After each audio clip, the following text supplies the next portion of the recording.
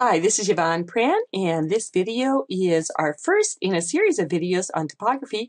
It's typography tips number 1, choosing typefaces. Now, why is type so important? It's the first thing that communicates. You literally hear the voice of the message before you read the words just by the typeface. Here we have the title of perhaps a brochure, an article, whatever, Ladies' Summer Luncheon, and it looks like a ladies' kind of a message. It's in a script. It's a little bit feminine looking. Here we have it in another typeface. Now this one also is kind of fun and feminine, but here you might get the idea that maybe it's for a younger audience than the first one. Then in contrast, Men's Homeless Shelter Workday. Very masculine, not anything fancy. Here's another one, a little bit more bold, heavy-duty typeface. Now, just to show you the difference in literally the voice that you hear when you see type, what if they were reversed? What if we had the ladies' summer luncheon in that typeface and the men's homeless shelter workday like that? It just really, something's wrong, isn't it? Even though you probably don't know the names of the typefaces or why, you just go, something's just not right here. If the typeface is not appropriate to the message, or if it isn't used correctly, the message is garbled. And people today, because you've looked at so many different things in newspapers and magazines, articles and billboards, you actually are much more sophisticated in your viewpoint of type that's used well and that isn't. Now, you may not be able to put the words on it, but when you see something that's done correctly, you say, oh, that looks good. When you see something that's a little odd, like this men's homeless shelter in this funky typeface, you say, that's just not quite right. And it's a distraction from the message. So let's look at some typography tips that will help us be more effective in our use of type. The number 1 underlying rule for this video and really all of the videos to come is that type should be invisible. It simply carries the message. If your audience comments on the typeface, that is not a compliment. If they say something like, oh, that's a really interesting typeface, that is not a good thing. That means you've made a bad choice, because it's like a little kid jumping up and down in a photograph or a video saying, look at me, look at me, look at me, when maybe you wanted a photograph of the whole class. Something like just a really weird typeface shouldn't jump out at you. That shouldn't be what people notice. They should get your message. Type is always a carrier of the message. You want to choose a typeface then that is appropriate for your message. You need to know the difference between a text face and a display face. And if you want to emphasize different things, you can either combine typefaces, vary the size, or the weight. And let me show these to you. Let me show you what I mean by all of these. Okay, first of all, choose an appropriate typeface. Now, first of all of the ones that I'm going to show you are what are called text faces in this next slide here. These are the things that you would use for church bulletins, for brochures, for newsletters, flyers, almost all informational materials. Some of the serif typefaces that make good choices, and by the way, serifs are these little strokes that are at the end of letters. Our oldest typefaces are serif typefaces, and though there are a number of theories of where they came from, a lot of historians believe that when the Romans first cut some of their typefaces into stone, and all of the Roman inscriptions are serifed, that serif was a way to bring the chisel out of the stone, and that's how they came about. And then after a while, that's just how everybody did them. So they're your oldest typefaces. People are very comfortable reading them. Some of the ones that are used quite a bit. First of all, we have Times New Roman. Now, this is an older, more traditional typeface. People are very comfortable reading it. If you have an older audience, this might be something that you might think about using, because it won't be distracting in its look. It was designed for the Times of London newspaper. It's a typeface that's been used in newspapers and print publications literally for centuries. And so you're not going to go wrong with Times New Roman. Palatino is the typeface that almost all of the Bibles that are printed today are printed in. So it makes a nice typeface for devotional books, maybe something that would go along with a Bible study, something like that, or for perhaps a more formal church bulletin in a traditional church. Palatino is a very, very nice looking typeface. Cambria is one of the newer serif typefaces. Now, the thing about Cambria, it is bundled into all of the Microsoft products. And by the way, these typefaces are all available on Word and Publisher and all of those things. Plus, there are versions of them, of course, on the Macintosh. The Microsoft products, Cambria is one of their newer typefaces. And the thing that's really good about Cambria is it's been optimized for online viewing. If you're going to do something where you both print it and put it online, it will look the same if you do it in Cambria and will be more readable than perhaps some of the other typefaces. Constania is another new one that's optimized for online.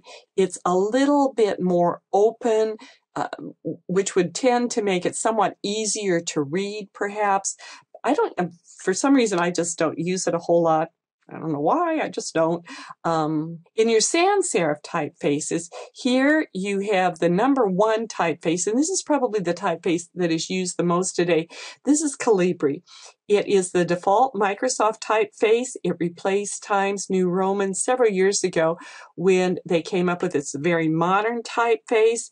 It's what comes up in Word, in Publisher, in any of the Microsoft products. It really is a good typeface. It has a very contemporary feel, but it's softer. It's a little more rounded than a lot of the sans serif typefaces, and you can really use it for anything. In the past, I would oftentimes say to people, you can't go wrong with Times New Roman. That's sort of been replaced now by Calibri. It is now what I would call the men's blue blazer of typefaces. Useful for everything, not particularly flashy, doesn't stand out a lot, but a very good typeface, both for online and for print. Arial, or its counterpart Helvetica on the Mac, this was the primary sans serif typeface, and serif means it just doesn't have those little hooks on it. This was the primary one prior to Calibri being invented, but it really is not a very attractive typeface.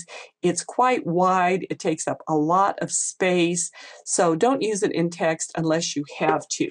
What I mean by unless you have to, sometimes I have found if you are working, this might apply to some of you more who are working in areas where people have a lot older computers. If you have older computers and you want to make certain that people will have the same typeface and you don't have a way to bundle them or all kinds of different things like that, stick with Arial and Times New Roman.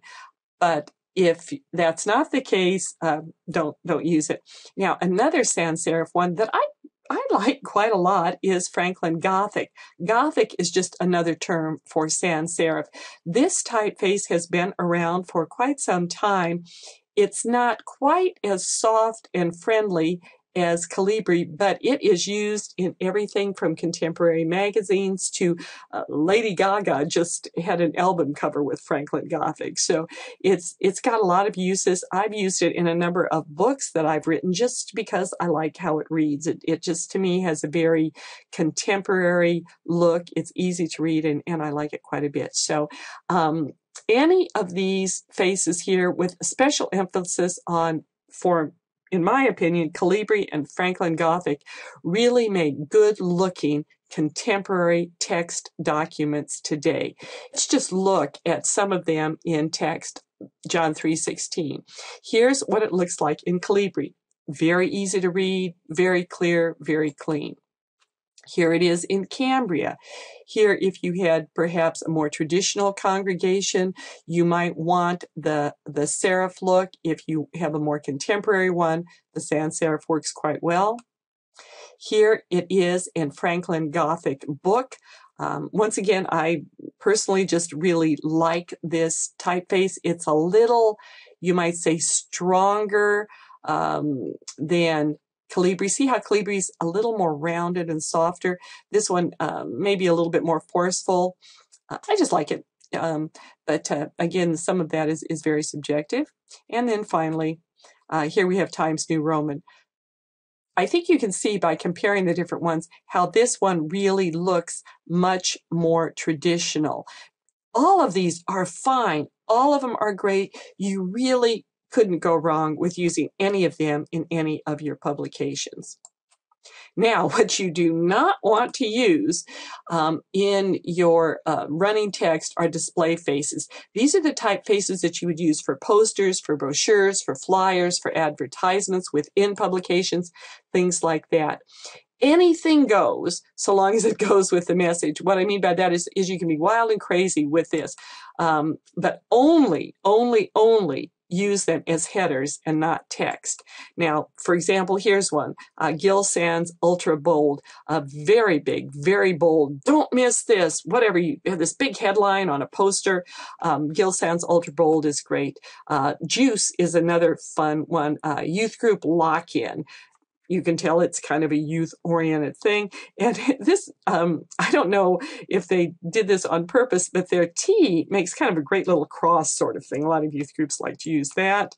This one, I just did a video showing you how to download the Arabic-looking fonts for Ramadan. This is the one, Arab dances, missions, minute, something like that. You get a certain look, a certain feel.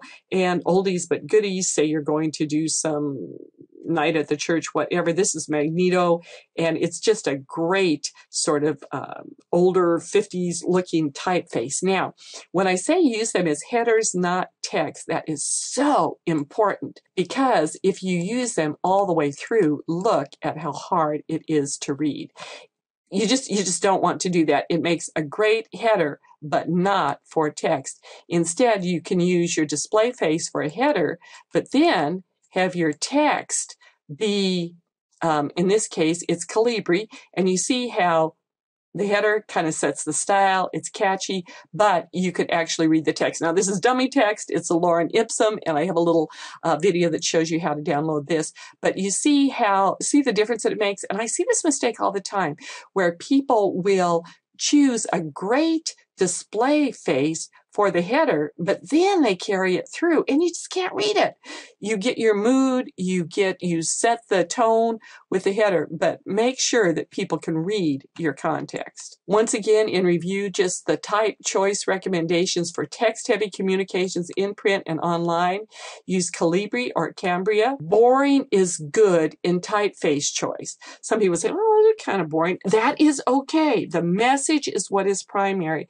The message is what you want noticed. You don't want people looking at it and going, oh, as I said earlier, interesting typeface. To illustrate what I mean, taking this sentence that I just put up on the screen, what if I put it in a typeface like this? Because I thought, oh, we need something more interesting. It's just hard to read. This is a typeface that's great to use for Halloween things and stuff like that, but it is not good in running text. So whenever you hear yourself saying that you're going to pick something that's interesting, stop and just say, let's just pick something simple, boring, and readable. For variation and emphasis, though, you can combine serif and sans serif. You can vary the size and you can vary the weight of your type. Let me show you what I mean by that. You can do various typeface combinations for emphasis. For example, here we have our sans serif text, and then in contrast, we have a serif header. Here, we just reversed it, and this is what is used more commonly, where you have a serif text and then a sans serif header. Either one is fine, though this one is the more traditional selection. Here's how they both look, with additional paragraphs of text added. You can also vary the type weight and size for emphasis. For example, here we have everything all the same size and weight, and so the headers don't really stand out, where in contrast, it's all the same typeface, but here I've made the header bold, here I've made it bold and italic, here italic alone. And you can see just different how different things look. This is probably the strongest header. This is probably the lightest, and literally this one is in the middle. So however much you want your different headers to stand out, use the weight and size variations. You don't have to change the typeface. You can make it the same throughout. I think you get a nice, clean, clear look, but this still allows you to differentiate the different sections. There's so much more to learn about typography in both my book on Back to Basics, and there is a downloadable book just on typography that has a number of different things that I've written on them. All of these are at effectivechurch.com, and they are free for ebook and template club members.